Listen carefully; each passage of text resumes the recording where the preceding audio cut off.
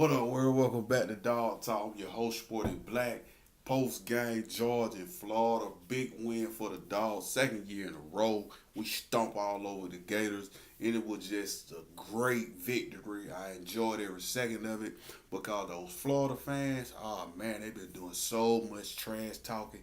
Oh man, they've been really running they've been running their mile. So for us to go in and beat them in the fashion that we beat them in for the second year in a row, it just feels really good to be a Georgia Bulldog. The defense, although it wasn't perfect, much improved versus Florida. I think the key stat to the game was the fact that we forced three turnovers. You know, we had no turnovers, so we won a turnover battle.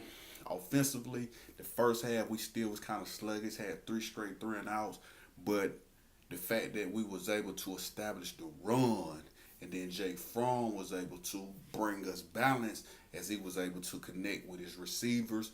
Jeremiah Holloman had a big game. He had two receiving touchdowns. Isaac Nada had a big game. He had like five catches. So Fromm, he distributed the ball around really well. And I was glad to see Fromm bounce back, after receiving a lot of criticism from everybody, including myself, about his performance in the LSU game. A lot of people ready to see Justin Fields. So what do Fromm do? Fromm, he comes back, he rebounds and had his best game of the year. So shout out to Fromm for that. Fields didn't get not a single snap in the game, which had me kind of scratching my head. But I guess the coach was like, if it ain't broke, we ain't gonna fix it. I'm just to the point now as a Georgia Bulldog fan. It don't matter to me who's my coach or who's my quarterback. I'm still gonna be a Bulldogs fan. And the fact that the coaches have chose to go the route they're going with the quarterback situation, I think as a fan, all I can do is just sit back and just roll with whatever the coaches say, because I can't change it. I can make 1,000 videos telling you how and why I would rather see Fields and all that, but it don't really matter, man. It's all about what's going on internally, and obviously, Fromm is the guy, and the coaching staff. The first 2 years they was there, they rolled with the freshman quarterback. First it was Eason, then it was Fromm. This year, they third year, and I don't think they want to go with another freshman. So they chose to go with a more experienced quarterback who knows the offense, who got command of the offense, and who is an extension of the coaching staff on the field, which is Fromm. So that's who they're going with. I would still like to see them utilize Fields at some capacity, such as in the red zone. As you can see, we had a lot of trouble scoring in the red zone, especially from the 1 yard line when we got the turnover. Shout out to Tate Crowder for the fumble recovery, but we had 7, 8 tries and we couldn't get it in. It was kind of embarrassing to be a Bulldog. Like, damn, we got this big line of these running backs and we can't get 1 yard, So I think that would have been an opportune time to put Fields in and let him get that 1 yard for us. It didn't happen. It is what it is, but at the end of the day, we got the win. The special team looks much more improved. Shout out to Jake Camarda, the punter. He had a bad game against LSU as well. This game, he punted the ball much better.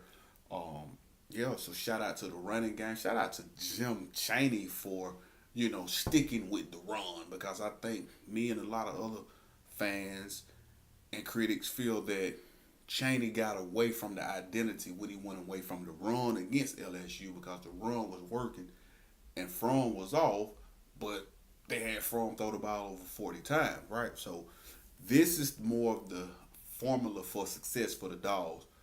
A run dominant offensive selection, like 2 to 1, run it 66% of the time, throw it like 33% of the time, right? A 2 to 1 ratio.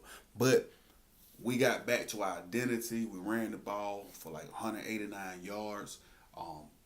Swift got his first 100-yard rushing game of his career, and the run he had at the end pretty much sealed the deal. So, shout out to him. The receivers played well, like I mentioned. J.J. Holloman, Terry Godman, Miko, Riley Ridley, all of them, including the tight ends, who also blocked well. Um, you know, and next week it doesn't get any easier. We got our biggest test of the year, which is the biggest game because it's virtually a SEC East championship game against Kentucky. We both have identical records at 7-1.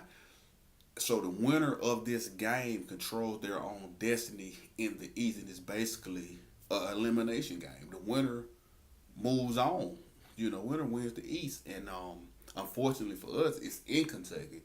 So we got to come in and we got to play good on the road, which is something we struggled to do this year. You know, we've had our ups and downs on the road. We got to come out and play solid against a strong Kentucky football team. You know, a lot of people, don't equate football in Kentucky. Kentucky is more of a basketball school, but this program that they done built, especially this year, they're clicking. They got a strong defense, a strong running game, a dual quarterback, and they got great coaches. So it's gonna be a battle, and I think the Dogs will come out victorious once again and win the East, and go march back to Atlanta for the SEC championship game to defend our crown.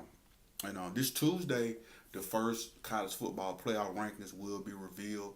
I predict the Dogs to be maybe number 5 or number 6, and it really doesn't matter at this point, of the season. It's all about the last week of the season. The last week of November, the first weekend of December.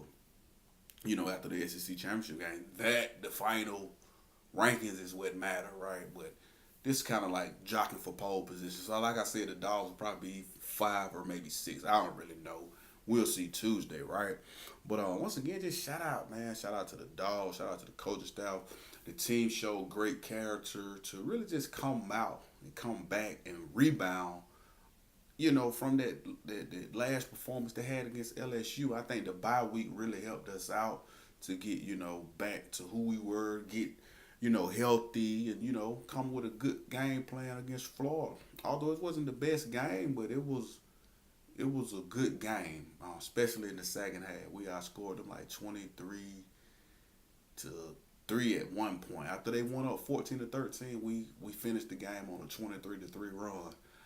So when we clicking like that offensively, and the defense playing hard and fast and physical, and the special team is being solid, it's hard to beat us because that's who we are as a football team. So it was great to see us get back to our identity, and we got our best win of the season so far. It was a win against a top 10 opponent. And next week, I'm pretty sure Kentucky will be ranked in the top 10, so hopefully we'll get another win against a top 10 opponent.